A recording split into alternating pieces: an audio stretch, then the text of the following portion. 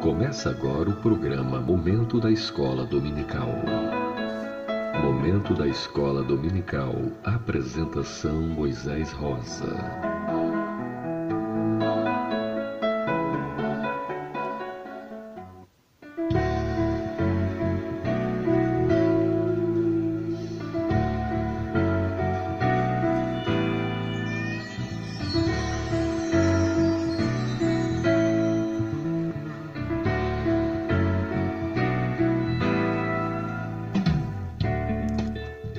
A paz do Senhor a todos os nossos ouvintes desta bonita cidade de Londrina.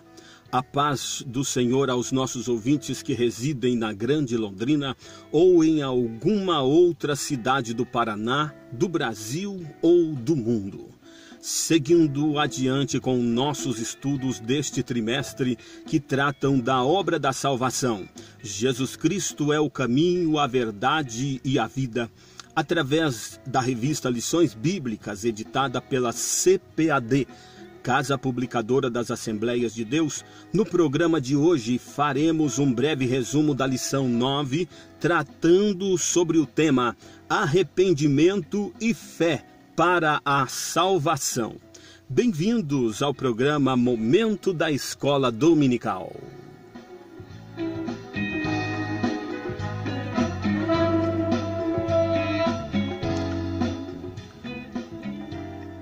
Vamos iniciar nosso programa realizando parte de nossa leitura bíblica em classe, extraída do livro de Atos, capítulo 2, versículos 37 a 39, que nos diz o seguinte: Ouvindo eles isto, compungiram-se em seu coração e perguntaram a Pedro e aos demais apóstolos: Que faremos, varões e irmãos?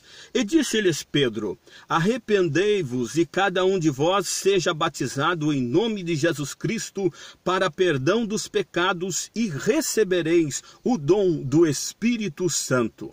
Porque a promessa vos diz respeito a vós, a vossos filhos e a todos os que estão longe, a tantos quantos Deus nosso Senhor chamar.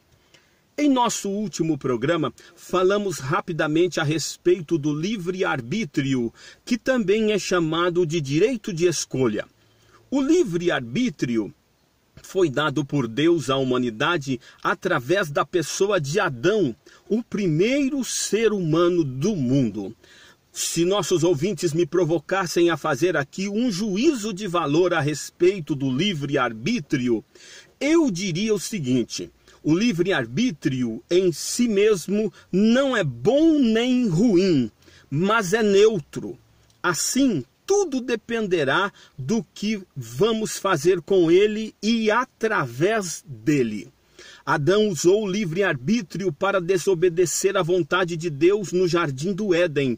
E esta má escolha de Adão, que de certa forma representa a escolha que ainda hoje toda a humanidade faz, levou todo o gênero humano para longe de Deus. Entretanto, o comentarista de nossa lição de hoje, pastor Clayton Pomerening, nos convida a pensar que, de um lado, através do uso do livre-arbítrio, o ser humano desobedeceu a Deus no jardim do Éden, e essa desobediência nos tornou em pecadores e nos levou para longe de Deus, pois Deus é santo por excelência. Mas, por um outro lado, o livre-arbítrio, sendo uma via de mão dupla, também pode ser usado pelo ser humano que deseja retornar para perto de Deus como Adão no jardim. Para isso é necessário que o ser humano aceite o projeto de salvação arquitetado por Deus mediante a fé em Jesus e o arrependimento dos seus pecados. Desde o dia em que o homem rompeu a aliança com Deus, Deus deseja retomar sua relação com o ser humano. Tanto é assim que ainda no momento em que ocorreu a queda de Adão, Deus promoveu ou melhor, prometeu enviar o Salvador, prometeu enviar seu Filho Jesus Cristo, nascido de uma mulher, o qual viria para ferir a cabeça da serpente, destruindo o poder do pecado sobre o ser humano, proporcionando-lhe uma oportunidade para voltar para o lugar do qual nunca deveria ter saído. Por causa da fidelidade de suas maravilhosas promessas, eu penso que imediatamente após morrer pela humanidade na cruz, Jesus foi à mansão dos mortos para resgatar de lá todos os espíritos de homens, mulheres, moços e moças que morreram abraçados à mesma esperança que teve o rei Davi.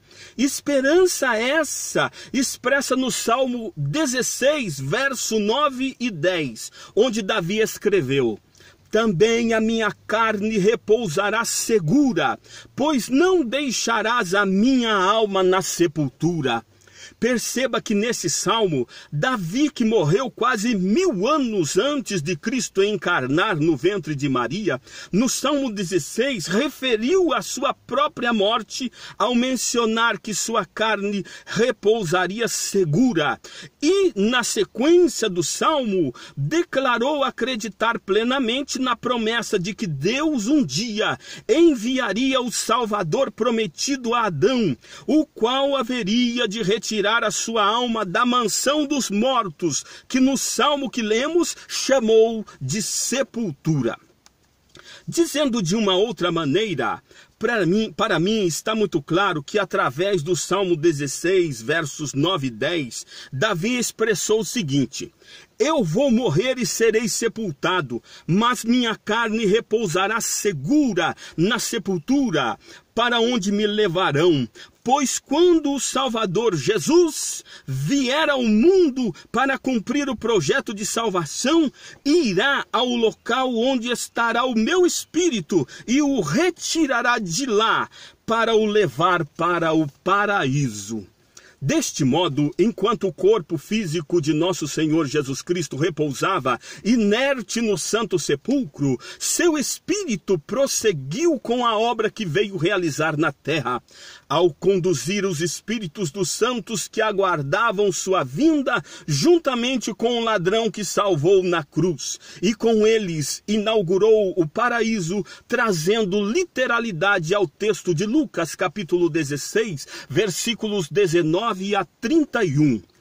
Tendo feito isto, Jesus ressuscitou e antes de se elevar de volta ao trono de Deus, reuniu-se com os 11 apóstolos e confiou a eles a grande comissão, ao ordenar-lhes em Marcos 16 e 15, ide por todo o mundo, pregai o evangelho a toda criatura. Quem crer e for batizado será salvo, mas quem não crer será condenado. E assim chegamos ao texto de nossa leitura bíblica em classe de hoje, onde, conforme lemos no início do programa, Pedro, um dos 12 primeiros discípulos incumbidos de pregar o Santo Evangelho, está pregando a seus conterrâneos, está pregando a uma multidão de judeus. Pela ótica humana, dentre os 11 apóstolos, Pedro talvez não fosse o mais habilitado para pregar naquele momento, pois alguns dias antes, quando Jesus fora preso para ser morto, ao ser reconhecido como um dos discípulos de Jesus que havia andado com o mestre, Pedro negou a fé em Cristo, pois com medo da perseguição declarou que não conhecia a Jesus. Entretanto, após negar Jesus, diferentemente de Judas Iscariotes, Pedro recusou o caminho do suicídio e escolheu o caminho do perdão. E uma vez perdoado por Jesus e revestido do poder do Espírito Santo, em Atos 2:37, vemos outro Pedro, que agora estava pronto para pregar o maior sermão da história da igreja de todos os tempos. Naquele dia, a multidão dos judeus viu um homem sem letras pregar, um homem simples que pregava na unção do Espírito Santo, e ao ouvir as palavras que este homem dizia, a fé se instalou no coração daquele povo. Mas não foi qualquer fé, não não foi a fé natural, aquela que nos traz tranquilidade quando a gente viaja de ônibus pelas estradas, por exemplo. Note que por causa da fé natural que a gente tem, somos capazes de viajar para São Paulo ou para Curitiba dormindo no ônibus a noite inteira. Por acaso você já viu algum passageiro acordar à noite durante uma viagem de ônibus e se dirigir até a cabine do motorista do ônibus para perguntar a ele se ele tem certeza de que o viaduto sobre o qual o ônibus vai passar aguentará ou não o peso do ônibus quando o ônibus passar por ele? Sabe por que você nunca viu isso? É porque nós, naturalmente, temos fé de que o engenheiro que projetou e construiu a ponte ou até o viaduto sobre o qual o ônibus terá de passar durante a viagem, o fez com uma estrutura suficiente para suportar o peso do ônibus, das carretas e dos demais veículos que sobre ele transitariam. Mas não foi esta fé que se instalou no coração da multidão de judeus que ouvia o apóstolo Pedro pregar em Atos 2:37. A fé que tomou o coração do povo enquanto Pedro pregava foi a fé sobrenatural, que tem poder para salvar a alma do pobre pecador, que se manifesta nos seres humanos quando eles ouvem a poderosa palavra do santo evangelho de Jesus Cristo.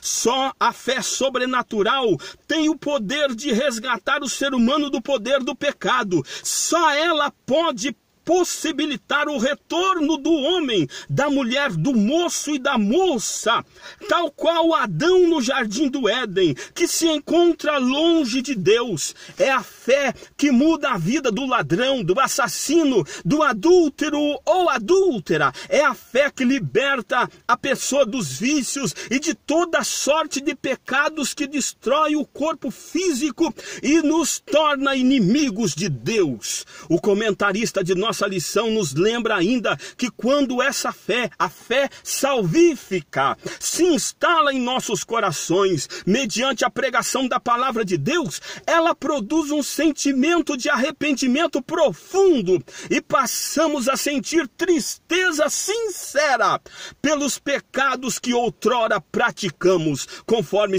a 2 de Coríntios capítulo 7, versículo 10.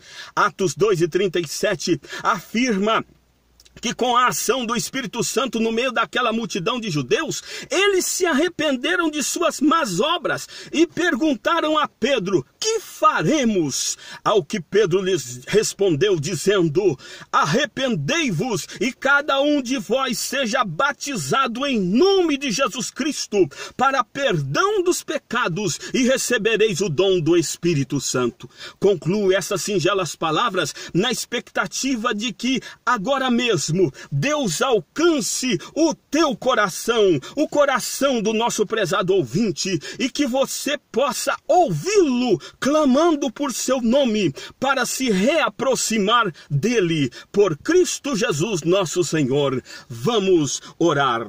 Querido Deus e maravilhoso Pai, nós te rendemos muitas graças, meu Senhor, pelo teu Espírito Santo ter trabalhado em nossos corações, nos levando ao caminho da fé e do arrependimento, para que pudéssemos tomar posse do teu projeto de salvação. Alcança esse nosso querido ouvinte, que ele possa fazê-lo também neste dia, no santo nome de Jesus, é que eu te peço e te agradeço neste momento. Amém, amém.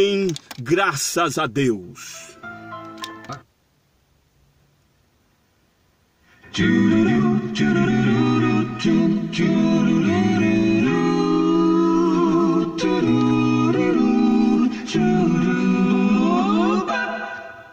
Meu Jesus comigo vai. E assim chegamos ao final de mais um programa Momento da Escola Dominical, mas nós queremos convidar você para estar conosco sábado que vem, a partir do 12:30, onde estaremos estudando aqui na Difusora de Londrina a nossa lição de número 10, que traz como tema o processo da salvação. Estamos indo embora. Fiquem todos com Deus. Um forte abraço do seu irmão Moisés Rosa. E viva Cristo, o Senhor!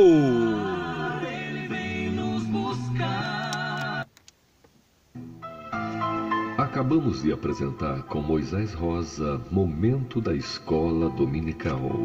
Até o próximo programa, se Deus quiser.